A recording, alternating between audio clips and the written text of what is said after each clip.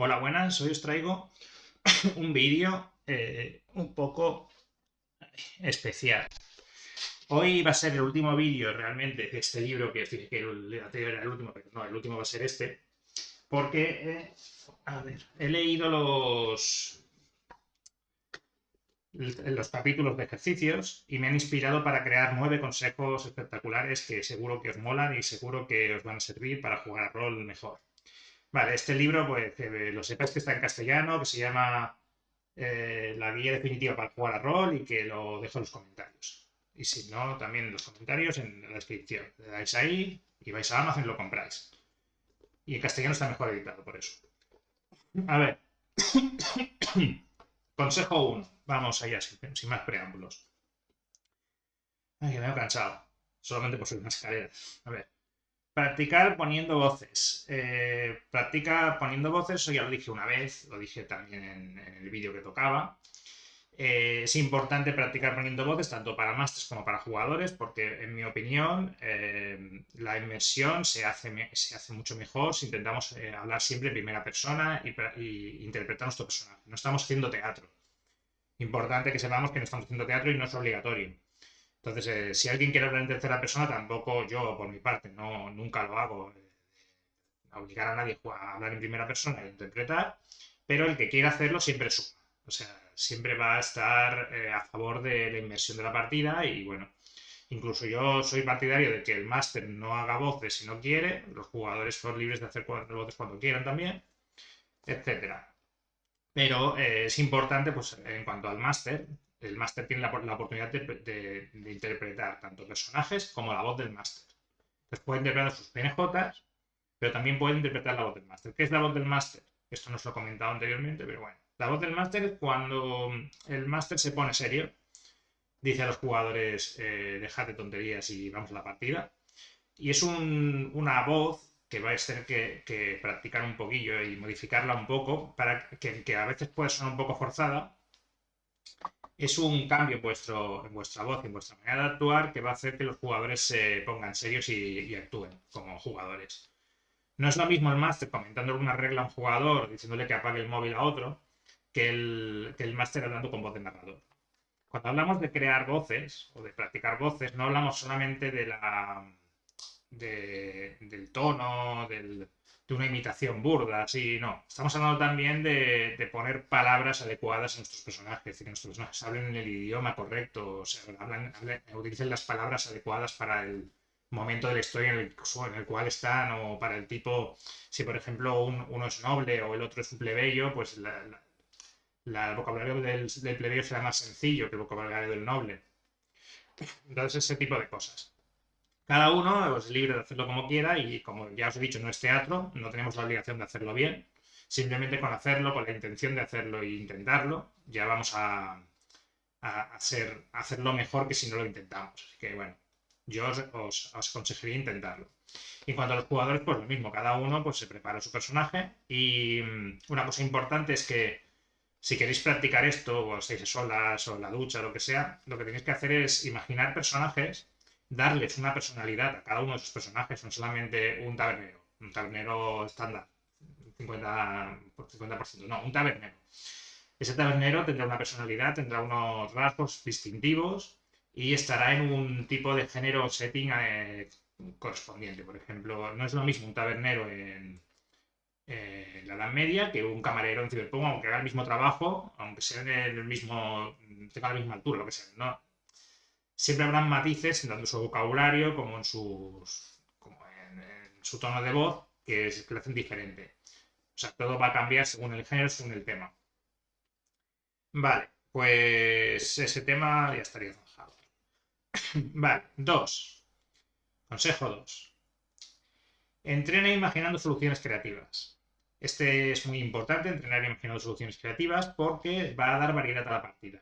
¿Qué sucede muchas veces? Que a mí me ha llegado a pasar, que me ha pasado muchas veces, que los jugadores saben en qué son fuertes y débiles sus personajes. Muchas veces saben con qué herramientas cuentan. Si, por ejemplo, un personaje lo soluciona todo con su blaster, porque es muy bueno disparando, todos los problemas de conflicto se van a solucionar con un tiro de blaster, al final llega un momento en el cual se va a hacer repetitivo. O un personaje sigiloso va a solucionarlo todo escabulléndose e intentando evitar el combate.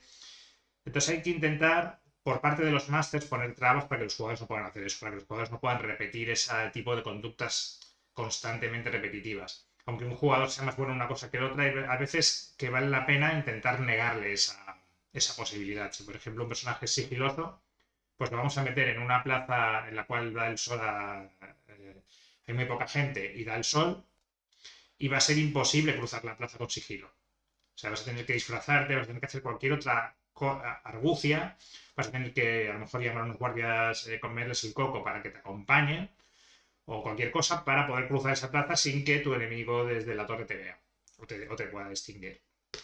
Entonces, hay que darle vueltas al coco. Para los jugadores lo mismo, los jugadores lo que pasa es que los jugadores siempre van a intentar tirar por lo que más ventaja les dé, pero tenéis que tener claro que si siempre hacéis eso también estáis haciendo la partida aburrida, así que vale la pena intentar cosas nuevas, siempre intentar cosas nuevas o matices de la misma cosa, pero bueno, intentar cosas. A mí me ha pasado también en partidas jugadores utilizando su desventaja constantemente para ganar puntos de drama, pero utilizando siempre la misma desventaja. Entonces llega un momento en el cual dices, por ejemplo, si un personaje tiene que es torpe o que se suele tropezar, pues está todo el rato tropezándose para conseguir ventajas narrativas o para lo que sea. Entonces hay que poner límites. Hay que poner límites de la manera que sea. A ver, el punto 3. Describe los mismos elementos en diferentes géneros y temas. Tengo todo aquí apuntado. Esta cosa. Vamos a ver. Este punto, el describir los mismos elementos en diferentes géneros y temas, quiere decir que podemos coger elementos comunes o no comunes de un setting y ese mismo elemento, una espada, por ejemplo, una espada de la Edad Media, la espada estándar, por ejemplo, nos podemos centrar en la espada estándar, pues una espada estándar pues será de metal, tendrá si estamos en una zona, también dependerá de la zona de la Edad Media en la que estemos, pero bueno, imaginemos que estamos en un barco pirata, ¿cómo será el sable? Pues el sable será probablemente un sable curvo y bastante rumbroso porque lleva tiempo en el barco y es un... Bueno, ya está, pues eso. Pero si cogemos ese mismo sable del barco pirata y lo metemos en un setting futurista, en una nave del espacio, ¿cómo será ese sable? Pues a lo mejor es un sable de luz. Si estamos jugando a Star Wars, probablemente el sable sea un sable de luz o un vibrofilo. Podríamos decir que es un vibrofilo, el sable estándar. Podríamos decir, pues es una vara con un botón en el extremo, que si le damos, pues emite un fogonazo de electricidad al golpear los objetos, etcétera, lo que nosotros definamos. O sea, todo va a cambiar dependiendo del género y también va a cambiar dependiendo del tono que queramos dar a nuestra partida. Recordemos lo de género y tono, tanto para los personajes como para los objetos, pues nos sirve. Y en el caso de los objetos, en este caso, lo que tenemos que hacer, intentar, es practicar antes de la partida, sobre todo este consejo es muy bueno para los masters, practicar antes de la partida a definir objetos en diferentes settings para mejorar nuestro vocabulario, para mejorar nuestra capacidad de descripción, que en mi caso es muy mala y tengo que mejorarlo también. O sea, tengo que mejorarlo todo yo. El punto 3. Describe las mismas... Ah, ese, el punto 3 ya lo habíamos dicho. El punto 4, perdón. Construye la mente de grupo. La mente de grupo, ¿vale? ¿Qué es la mente de grupo? La mente de grupo es algo que yo no había tenido en cuenta hasta casi leer el libro, pero luego he estado pensando cuando he jugado campañas con un grupo. Pensad en si habéis jugado partidas largas, campañas de más de 5 sesiones, por ejemplo, con el mismo grupo. Y bueno, si no lo habéis hecho todavía, pues ya lo veréis cómo va esto. Pero cuando haces eso, vas generando una especie de mente de grupo.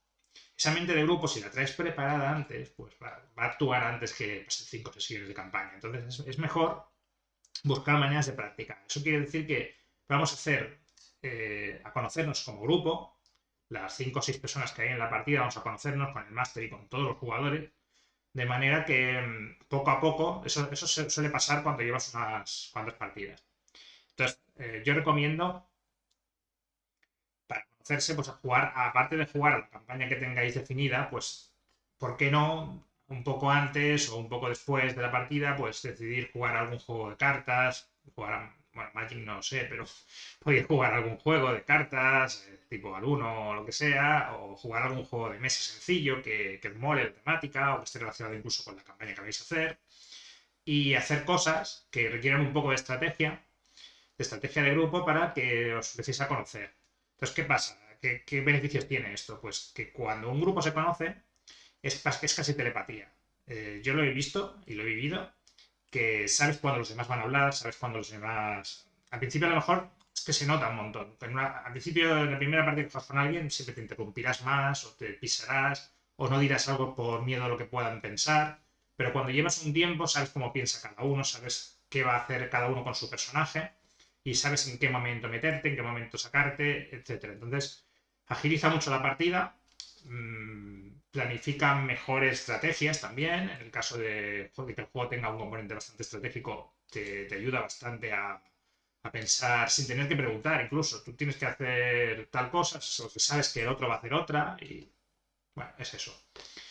Y a mí me ha pasado también, después de jugar 17, 18 sesiones bueno, ya contando de una campaña, pero si contábamos, pues, jugando a lo mejor 25 sesiones con la misma persona, encontrármela luego más tarde en unas jornadas con desconocidos y saber que con esa persona en la mesa tenías una cierta conexión, sabías cuándo iba a hablar, cuándo no, cuándo iba a hacer, cuándo iba a deshacer. Entonces, es como muy especial.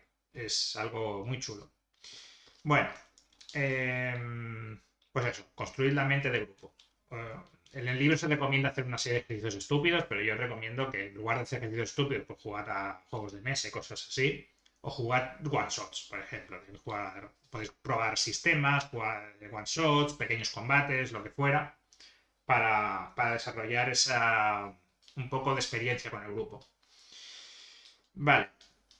El punto 5, ya vamos por el 5, venga.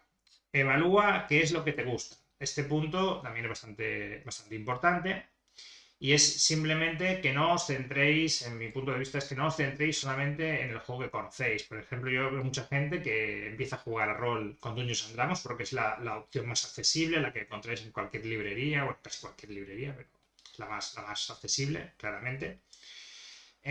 Y se obcecan en que el rol es eso y de ahí no salen y se piensan que el rol es ese nivel de estrategia y ese nivel de narración. Y ya está, de ahí no se sale. Y que son ese tipo de escenas y que el setting es medieval. Bueno, pues no. Tenéis que intentar conocer más, probar otros sistemas, probar un one shot de un tal juego, ir a unas jornadas, también va muy bien para probar un día, en un día a lo mejor puedes probar un par de juegos o tres incluso. Entonces, ir probando diferentes settings, diferentes reglamentos, leeros los libros también de vez en cuando también iría bien, porque están ahí piratillas que podéis tener todos. Entonces, podéis ir, bueno, que hay que conocer para enteraros de qué es lo que más os mola, qué es más lo que más os gusta. Entonces, lo primero que tenéis que hacer es examinar vuestros gustos, tanto los gustos en cuanto a reglas, en cuanto a setting, y también los gustos en cuanto a tipo de escenas que os gustan. ¿Qué os ha, también por vuestra experiencia pasada, por ejemplo, si lleváis un personaje que en una partida habéis podido hacer una escena de acción súper potente y os ha molado mucho cómo partíais guardias por la mitad, pues dices, pues a lo mejor me mola esto de hacer mucho daño. Pues voy a intentar llevar un personaje o llevar personajes que puedan hacer mucho daño. O jugar a juegos que se incentive eso de hacer mucho daño. O igual os ha molado una partida de vampiro V20 y os gusta tirar 50 dados con 25 dados en cada mano, lo que sea. Os gusta tirar muchos los dados y os ha gustado la experiencia esa de tirar muchos dados y sumar. Pues a lo mejor os molaría probar otros juegos que tengan ese sistema o continuar con ese sistema cutre de los años 90. Entonces, bueno, pues eso. Conocer vuestros gustos y luego marcaros unos objetivos, que es lo que queréis, qué tipo de partidas queréis, qué tipo de escenas queréis lograr. ¿Queréis que sean más introspectivas? ¿Queréis que sea algo más táctico? ¿O queréis que sea algo totalmente narrativo, que casi no tenga tiradas? ¿Qué os gusta? Entonces, para saber qué os gusta, tenéis que haber probado diferentes ramas del árbol. Si vais siempre por la misma, pues no, eso. Pues eso, evalúa lo que te gusta y explorar muchos juegos para poder tener un trasfondo y saber. Entonces también, si no queréis explorar juegos, también podéis ver canales como el mío, como otros canales que hay que tienen muchas más reseñas y muchas más explicaciones, porque yo la verdad es que leo poco y tardo mucho en leer libros nuevos, pero hay otros canales que tienen mucho más prolíficos en este aspecto. Entonces, pues, informaros. Ya está. Punto 6. Prueba las recompensas narrativas. Vale, las recompensas narrativas. Esto lo comentamos hace un vídeo o dos, lo de las recompensas narrativas. Es simplemente, en lugar de darles oro o darles recompensas tangibles a los jugadores, les vamos a intentar recompensar con... A ver, déjame encontrar algún ejemplo. Pues con algo que haga avanzar la trama y que haga avanzar a su personaje, que le haga desarrollar al personaje. Entonces lo que vamos a hacer con las recompensas narrativas pues son cosas tales como desvelarles un secreto que puede cambiar el objetivo de lo que queríamos hacer, darles por ejemplo, la impresión de que han sido traicionados, pero a lo mejor no. Entonces, ese tipo de ganchos, de cliffhangers al final de la partida normalmente, que les impulsa a seguir jugando. Entonces, siempre hay que intentar las recompensas. Cuando has conseguido algo, darte algún giro en la trama o darte alguna pista o algo que esté relacionado con el personaje para que tú te anticipes y quieras ver más. Por ejemplo, la aprobación de un mentor, por ejemplo, eh, un nuevo propósito, por ejemplo, si has terminado tu arco argumental de redención de lo que sea y ya te retiras o pensabas retirarte, pues a lo mejor ha sucedido alguna desgracia que hace que tengas que volver. Eso es un nuevo propósito que vas a tener. Pues eso. ¿Qué más? El punto 7, que creo que me molaba bastante este. Ah, sí, este mola bastante. Es relacionado con uno de los primeros vídeos que hice el mes pasado. Planifica el ritmo de la partida. Y este no lo había tenido yo en cuenta, que es no solamente dejar que las cosas fluyan, sino planificarlas. Planificar en cómo va a ser el ritmo de la partida. Para planificar el ritmo de la partida hay un par de consejos. Recordemos cómo funciona lo del ritmo. El ritmo se puede manejar por la escala y tipo de acontecimientos que suceden y cada escena pues, tendrá su escala y su tipo. La escala por ejemplo, si la escala es nos atacan uno o nos atacan 5 lobos. Y el tipo es nos ataca un lobo o nos ataca un lobo o algo más grande. Entonces, alterando el tipo de escena y el tipo y la intensidad, lo que vamos a hacer es conseguir diferentes... bueno, es como las películas. Esto es el ejemplo muy básico. Es pensar en cómo está hecha una película, que normalmente hay un inicio potente, es lo que normalmente hay en una película de acción, suele ser un inicio muy potente, luego las cosas se suelen calmar hacia el medio de la película, en el cual hay un momento de reflexión, de derrota o lo que sea, y después hay una tercera parte de la película que es la escena de acción más potente que tiene la película, suele ser ahí. Entonces, ¿por qué hacen eso? Pues porque la cosa tiene que ir subiendo y bajando. Si tú todo el rato mantienes una película, no se me ocurre ningún ejemplo, pero si tú todo el rato mantienes escenas de acción a tope, un latido muy alto, es como se llama, o sea, tienes la tensión al máximo todo el rato, llega un momento en el que ya te da lo mismo. Ya te da lo mismo que el protagonista mate 5 tíos de un disparo en la escena de acción número 57, porque has visto acción durante 45 minutos, entonces como que ya te empieza a dar todo igual. Entonces lo que hay que hacer es intentar alternar bajadas y subidas de ese ritmo y con diferentes tipos de escenas se puede conseguir eso. Por ejemplo, una escena introspectiva normalmente suele bajar el ritmo, una escena de acción suele normalmente subirlo si es un combate, cosas así. Entonces, ¿qué dos consejos hay para poder hacer esto? Lo normal es que cojáis, por ejemplo, una aventura ya creada o vuestra aventura que habéis pensado y penséis, ¿qué escena, qué tipo cuánta intensidad tiene cada una de estas escenas que estoy haciendo? Y entonces os hagáis un planning de, vale, esta escena, por ejemplo, le das 5 niveles de intensidad y le vas poniendo estrellitas a cada una de ellas. Lo que tenéis que hacer es intentar que la intensidad nunca sea constante. Y se pueden repetir dos escenas a la misma intensidad, sí que se puede, pero es preferible evitarlo. evitarlo cuanto lo más posible, que no se encadenen escenas a la misma intensidad, se quede una línea plana. Entonces, ¿qué más había de los consejos de intensidad? Espera, que me dejo algo por decir. Bueno, sí, evidentemente esto no saldrá siempre como nosotros queramos, porque es un juego de rol, no es una película, no es un guión que tengamos preestablecido. Sí que tenemos más o menos un guión preestablecido, pero es un juego de rol, entonces los jugadores a veces pueden tirar por otro lado que nosotros hayamos previsto, o los jugadores a veces pueden necesitar una escena extra para sus personajes y decir, pues oye, pues en este momento me iría bien ir a hablar con tal, o ir a ver este PNJ que conozco y entonces a lo mejor te rompe un poco los esquemas que tenías pensados. Por ejemplo, tenías pensado una escena de acción después de la escena de preparación y te cadena con otra escena de preparación. Puede pasar. Entonces ahí hay que tenerlo planificado para saber cómo reaccionar. Cómo convertir una escena de un tipo a otro. Cómo a lo mejor esto ha hecho bajar demasiado el ritmo y vamos a necesitar un input extra. Entonces, si lo llevas planificado, pues es mejor. Y luego tenemos el otro consejo que ahora no recuerdo, pero que os lo voy a encontrar. Eh, sí, el tipo de escena, lo que os comentaba.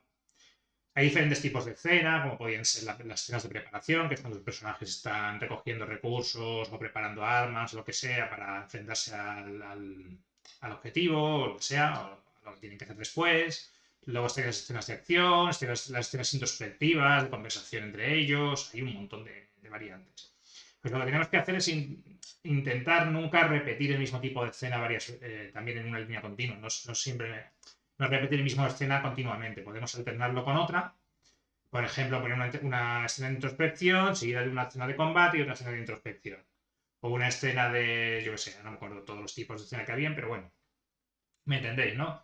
Lo importante aquí es, si estáis planificando una partida o estáis leyendo de un libro, de un módulo que ya tenéis preparado y estáis preparando un poco cómo va a ser el esquema, pues tenéis que pensar en haceros una pequeña lista catalogando cada escena en lo que corresponde. ¿Qué tipo de escena es esta? Pues, ¿qué tipo de escena es? ¿Cuánto nivel de peligro, cuánto nivel de acción tiene esa escena? Del 1 al 5. Y luego, colocando una escena al lado de la otra, pues puedes ver cómo te está quedando la historia. Y cuándo necesitas una subida o una bajada.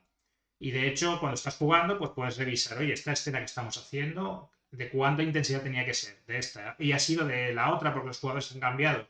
Pues vale, pues entonces planifico y veo por dónde puedo cambiar un poco la historia para que los jugadores no se aburran. Básicamente, el alternar la intensidad de las escenas y los tipos de escena es para que los jugadores no se aburran, no hagan todo el rato lo mismo. Porque aunque haya un grupo, por ejemplo, que le guste muchísimo el combate táctico, si todo el rol, si toda la partida completa es combate táctico, llega un momento que satura. Entonces necesitáis momentos de roleo, necesitáis otras cosas. Vale, podríamos un enigma también, es un tipo de escena. Vale, vamos a ver. Pues ya estaría con este consejo y nos iríamos a... El tono cambia el ambiente. El tono cambia el ambiente. Este consejo no lo recuerdo mucho, pero básicamente eh, vale, el tono cambia el ambiente. Pues eso sería, pues lo que dice el título. Dependiendo del tono que queramos dar nuestra partida, recordemos la diferencia entre género y tono. El tono es lo que nosotros. Perdón, me he liado. El tono. Elegir un género, construir un. Vale, ver. Esto sería.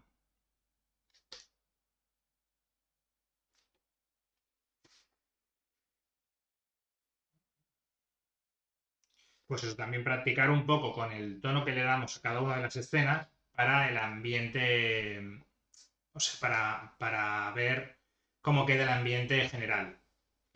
Básicamente me estoy perdiendo un montón. Esperad un momento, que este consejo lo tenía estudiado, pero ahora mismo no lo recuerdo.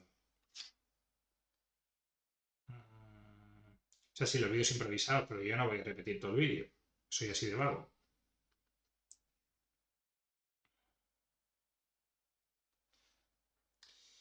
Eh...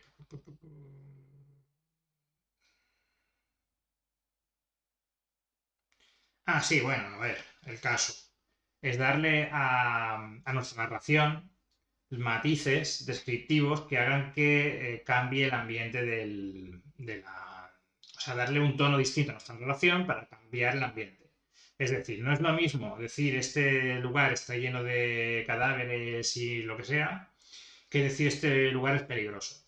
No, darle matices, darle cosas, crear cosas dentro de la escena para darle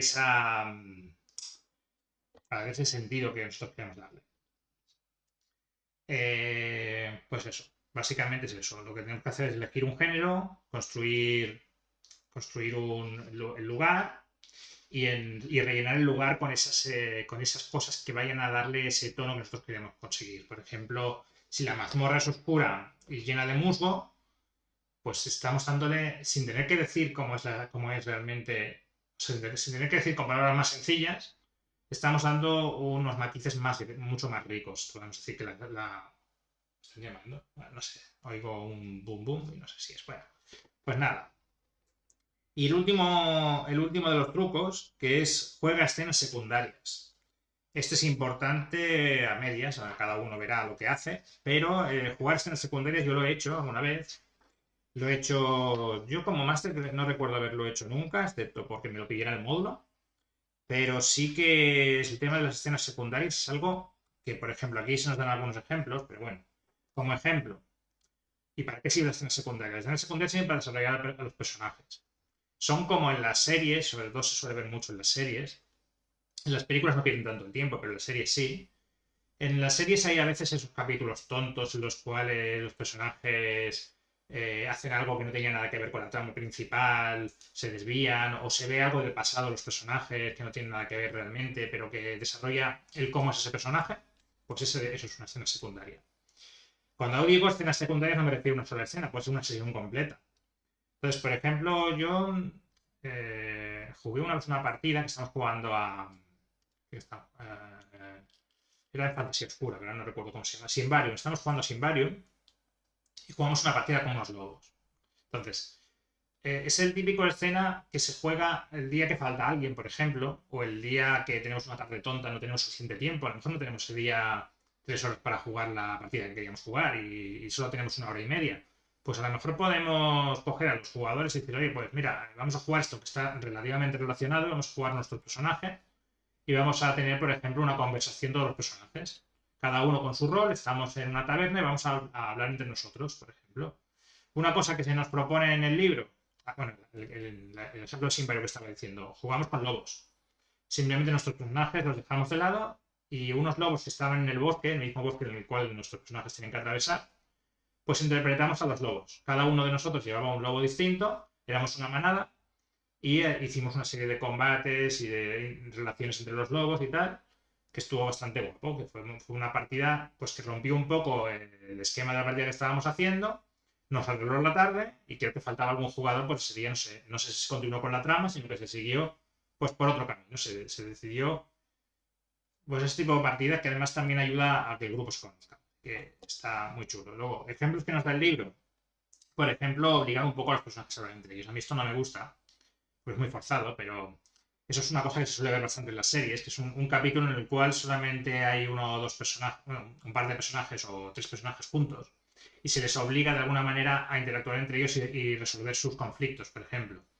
Puede ser que esos personajes acaben resolviendo sus conflictos personales, puede ser que se acaben conociendo, a lo mejor son 2 personajes rivales que por ese capítulo pues acaban siguen siendo rivales después de ese capítulo, pero ya se ven de otra manera.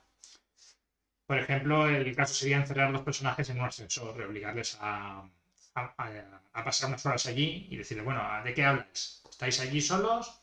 ¿Tenéis que sobrevivir en ese ascensor 5 horas? ¿Qué vais a hacer? O a lo mejor unos personajes se han quedado atrapados en una mazmorra y dicen, bueno, sabéis que mañana van a venir los guardias y os van a encontrar y probablemente no vais a tener problemas, os van a sacar, pero entre tanto no tenéis posibilidad de salir. Así que tenéis, yo qué sé, 24 horas para estar aquí, tenéis que, bueno, más que sobrevivir, tenéis que pasar el tiempo. Entonces, ese tipo de escena, en la cual pues lleva bastante rato, y que sirve para desarrollar los personajes y que puede, por ejemplo, llevar a conversaciones introspectivas, puede llevar a conversaciones sobre cualquier tema del mundo, incluso podéis hablar sobre opiniones políticas de otro personaje, sobre cualquier problema del mundo, cómo lo afrontaría él, y así conocer entre personajes y dar un poco pues, más profundidad al juego. Otro ejemplo que nos dan es el. A ver. mm, un ejemplo que nos da, que bueno, es la primera vez que lo veo, pero se puede probar alguna vez en una partida, es con un personaje interpretar cuándo falló 5 veces y acertó una. Que eso quiere decir interpretar cuándo intentó hacer algo y falló 5 veces por diferentes razones, ya se va inventando, es una partida bastante narrativa, no es una partida que requiera tiradas ni nada, simplemente interpretar cuándo falló esas 5 veces y cuándo falló una vez y por qué lo consiguió. Entonces es un tipo de partida que eso también es una cosa que se suele ver en series y en películas. Es una manera de conocer el personaje. Y finalmente tendríamos también la escena típica en las cuales vamos a parar una realidad alternativa, en la cual vamos a jugar una partida con los mismos personajes, pero nos vamos a pasar de. Estamos jugando, por ejemplo, DD y vamos a meterlos en la actualidad. Vamos a meter esos personajes, ya dejan de ser orcos, dejan de ser enanos, dejan de ser elfos, se vuelven personas normales, seguirán siendo los mismos personajes realmente, como sus versiones alternativas en otro universo. Entonces vamos a meter en una cafetería en el mundo real, o vamos a meter en una tienda de flores, o vamos a meterlos en una librería. Y cada uno va a ser un empleado de esa librería, o el jefe, o lo que sea, y les vamos a meter un problema. Pues que los personajes, sin salirse de su personaje, o sea, el orco tendrá una actitud ruda probablemente, el elfo tendrá una actitud más fina y amariconada, lo que sea, lo típico. Sin salirse de su personaje van a intentar resolver los problemas que les vayamos poniendo. Por ejemplo, puede ser que reciban un pedido que les va a hacer ricos porque entonces tengan que conseguir esos materiales, lo que sea. Entonces, es como una mini aventura en la cual, pues, en un espacio más o menos cerrado o en un setting muy, muy concreto, van a tener que resolver una aventura. Es como una aventura como he dicho, en un universo alternativo. Y eso también va muy bien para el desarrollo de los personajes. Aunque no es directamente, exactamente igual que en el roleo normal de los personajes, pero en este caso, pues eso. Los podemos poner a dirigir una taberna, a ver, por ejemplo. Esos son capítulos de serie que muchas veces se ven en los cuales los personajes cambian. Por ejemplo, recuerdo cosas de casa. Había capítulos en los cuales los personajes los llevaban al futuro dentro de 40, 50 años. Y no sé si recordáis, es Cosas de Casa era una serie familiar, de típico, una sitcom de estas bueno, una familia que vivía ahí, que siempre llegaba a Steve Urkel, los molestaba, etcétera. Pues los metían en un setting 50 años después, en los cuales había elementos futuristas dentro de la comedia y tenían un problema similar al que tienen siempre, lo que pasa es que de otro tipo. Y podíamos ver pues cosas fantasiosas, totalmente una idea de hoy, un sueño, por ejemplo, y ayudaba pues, a desarrollar también los personajes. Pues eso. Y en series más actuales seguro que también lo hemos visto, cambiar totalmente el tono de la serie o un flashback, simplemente ver cómo se comportaba ese personaje en un flashback anterior.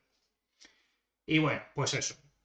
Jugar escenas alternativas a la campaña que estemos jugando. Estamos jugando una campaña. Esto si jugáis one shots como yo no os interesa, pero si jugáis campaña sí. Ir alternando porque también además sirve para darle un poco de variedad al asunto y no que nos aburramos tanto. Podemos sacar con esto tiempo para preparar mejor la partida siguiente. Ese tipo de cosas. O para eso que os he dicho, escenas de momentos de tardes que han salido mal, que nos falta alguien o que no tenemos el tiempo suficiente o que no tenemos simplemente la partida preparada. Podemos decir, pues mira, no tengo la partida preparada, pero hoy vamos a hacer otra cosa. Y con los mismos personajes, pues te metes en otra cosa. Venga, pues adiós.